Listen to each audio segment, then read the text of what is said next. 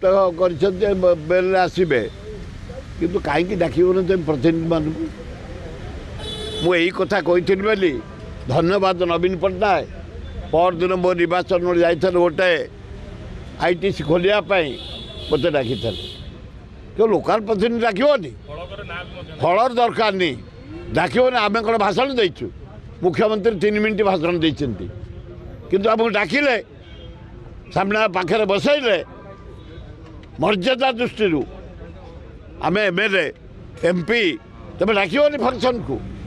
यहाँ कराटा ठीक है लेकिन बाड़िया पाटा करवा उचित नुह प्रोटेस्ट करते बाड़िया पाड़ी करवा अंडा फोपाड़िया मुझे फरे नुह प्रोटेस्ट कर ठिया करते आम करदेबुनि आम प्रतिनिधि आइले करेबू ना भल होता।